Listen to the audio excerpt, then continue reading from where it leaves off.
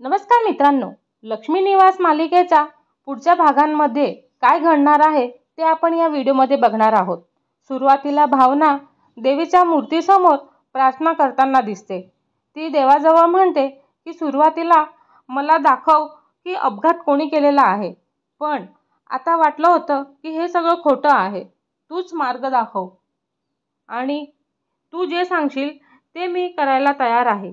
देवी, मी काहीतरी चुकले असावं ते मी मान्य करते। माझ्या नवऱ्याच्या बाजूने उभी राहू का की नाही हे ठरवू शकत नाहीये। एक मार्ग दाखव, तू जसं सांगशील तसं मी चालेल, असे म्हणत भावना रडत असते आणि देवाजवळ प्रार्थना करत असते। तेवढ्यातच श्रीनिवास मंदिरात येतात आणि म्हणतात, मुली, तुझे दुःख मला पाहवत नाहीये, पण माझं मन सारखं सांगतंय की आपला जावाई सिद्धू असं चुकीचं काम करूच शकत नाही। ते सांगतात की अपघाताचा आरोप सिद्धूवर आहे, पण माझं मन सांगतंय की त्याने काही चूक केलेली नाही। भावना म्हणते, हो, मलाही असंच वाटतंय।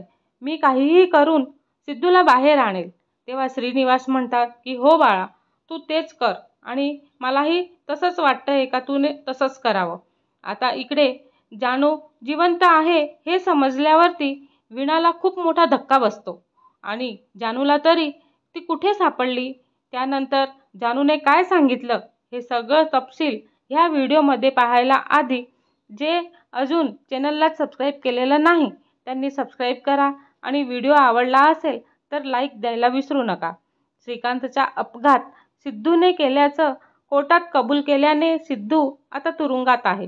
निर्दोष वेंकीची सुटका झालेली आहे आणि त्याच्या सुटल्याने भावनाला खूप मोठा आनंद झालेला असतो, पण दुसऱ्या बाजूला सिद्धूला अटक झाल्याचे दुःख भावनाला आहे। तिला प्रश्न पडतो की इतके दिवस का लपवलं असेल आणि म्हणते की तुम्ही माझ्यासोबत अपघाताविरोधात लढा लढला आणि तरीही सत्य सांगितलं नाही। तुम्ही मला फसवलंत, मी कधीच माफ करणार नाही। त्यावरती सिद्धू म्हणतो की मॅडम, मी सत्य सांगायचं ठरवलं होतं, पण मला भीती वाटत होती की तुम्ही माझ्यापासून दूर जाल म्हणून।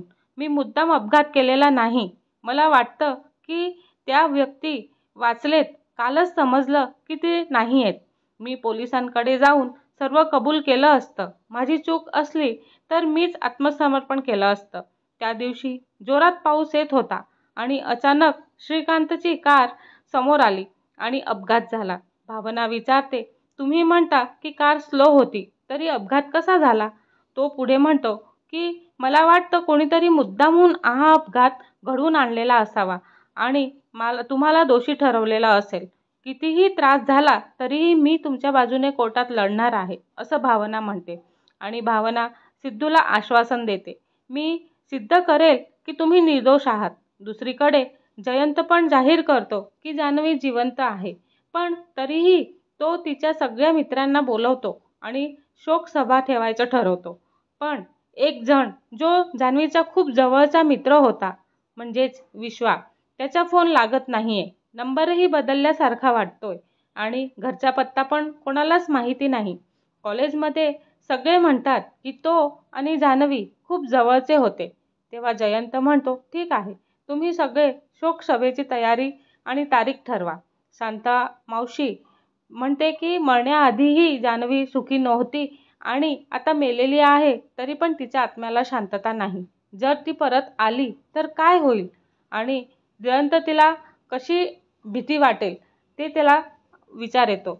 आता तो विश्वा नावाच्या मुलाला जयंत शोधू लागतो। त्या दरम्यान जान्हवी इकडे मंदिरात आलेली असते आणि तिथेच वीणा पण भावनाचा साठी प्रार्थना करायला मंदिरात आलेली असते। तर सिद्धूला अटक झालेली आहे हे कळल्यानंतर ती देवाकडे प्रार्थना करत असते की देवा, का आमच्या भावनाताईला इतका त्रास देतोयस? एक दिवस आनंद आणि 100 दिवस दुःख तिच्या आयुष्यात तू खेळ खेळतोयस का? कृपा करून तिला यातून सोडव। आणि ती असं म्हणत प्रदक्षिणा करताना वीणाची नजर जान्हवीवरती पडते आणि ती चकित होते आणि ती म्हणते, तू जिवंत आहेस जानू? काय चाललंय हे सगळं? तू मरलीस ना असं जयंत म्हटला होतास, तू इतके दिवस कुठे होतीस? वीणाच्या मनामध्ये प्रश्नांचे भरभरून प्रश्न आहेत आणि ते जानू म्हणते की मी अशी वागले त्याला कारण फक्त आणि फक्त जयंतच आहे. ती जयंतविषयी सगळं सत्य सांगायचं ठरवते आणि सांगायला लागते. आणि वीणाचं उत्तर असं असतं की जयंत जो तुझ्यावरती प्रेम करत होता आणि त्याबद्दल तू असं कसं बोलू शकतेस. तिला पण खूप आश्चर्य वाटतं. आता आपण पुढच्या भागामध्ये बघणार आहोत की वीणाला सगळं सांगेल का